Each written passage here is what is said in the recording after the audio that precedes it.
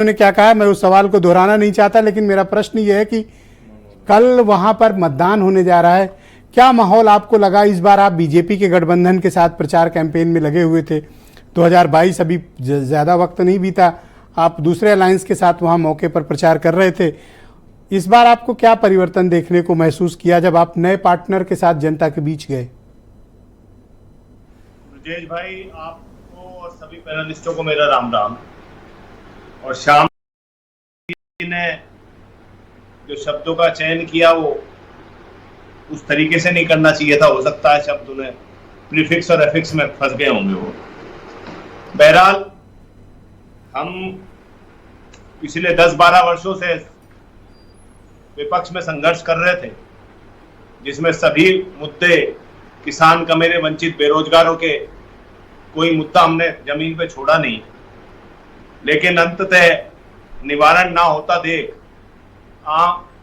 जनता की जनभावना के अनुरूप भारतीय जनता पार्टी के साथ आदरणीय जयंत चौधरी जी ने और प्रधानमंत्री जी ने यह गठबंधन किया। और इस गठबंधन में आने के बाद निश्चित ही राष्ट्रीय लोकदल और उस पार्टी, हमारे नेता और कार्यकर्ता अग्रणी भूमिका निभा रहे हैं और पहले से बेहतर परिणाम आपको इन सभी लोकसभाओं में तो किस तरह का रिस्पांस मिला? मिला जुला मिला, या लोग उतने ज्यादा उत्साहित आपको नहीं दिखे, या फिर आप कंफर्टेबल हैं बीजेपी के साथ और आपको बेहतर लगा पहले से? ब्रजेश भाई, परिणाम आपको स्वतः इन जवाब देंगे। लेकिन एक अहम धारणा जो इस बार वोटर में है, वोटर स्टेबल सरकार के लिए और विभिन्न मुद्दों के, समस्याओं के निवारण के लिए वोट करेगा। और निश्चित ही हम जब सत्ता के साथ आए हैं तो किसान के समस्त मुद्दों के, युवाओं के समस्त मुद्दों सर, एक के चीज क्लैरिटी दीजिए, आप बीजेपी के साथ आए हैं या आप सत्ता के साथ आए हैं? देखिए, उत्तर प्रदेश में भारतीय जनता पार्टी की सरकार है। उत्तर प्रदेश में भारतीय जनता पार्टी की सरकार है।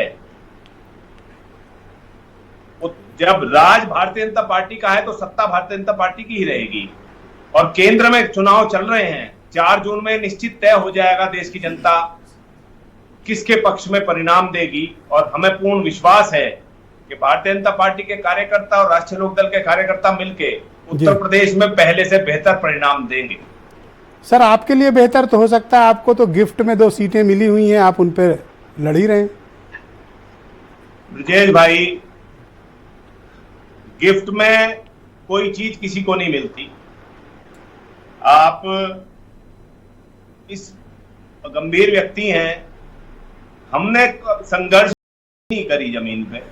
हम हर मुद्दे पे हमसे ज्यादा संघर्ष किसी भी विपक्षी दल ने किया हो तो आप मुझे बता दें उत्तर प्रदेश। नहीं, मैं खुद पहले डिबेट में सराहना कर चुका हूं कि इस बार सरप्राइजिंगली जयंत चौधरी गजब मेहनत कर रहे हैं, बहुत कैंपेन कर रहे हैं।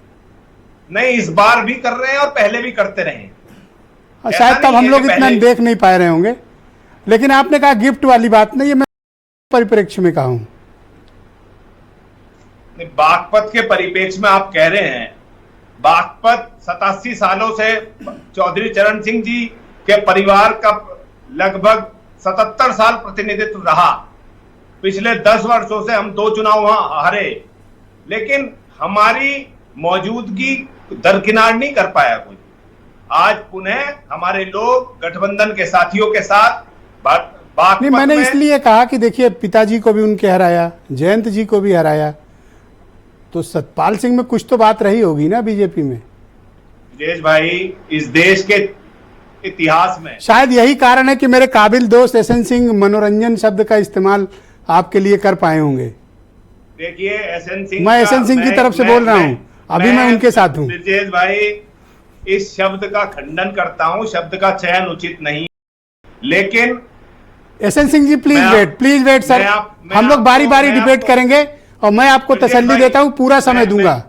मैं आपको जी, रोहित जी, आप कंप्लीट करें। बागपत के परिप्रेक्ष्य जी, जो आदरणीय जयंत चौधरी जी ने फैसला लिया, अपनी देश में अपनी पैतृक सीट को किसी सामान्य कार्यकर्ता को देना, अगर ऐसा फैसला किसी और नेता ने अब तक लिया हो तो आप एक नेता देश में बताएं। सर बिल्कुल ठीक है, मैं आपसे डिबेट के अगले चरण में बाकी विचारों को सम्मिलित करूंगा। आपके अभी अभी जिनसे दोस्ती टूटी है उस पार्टी के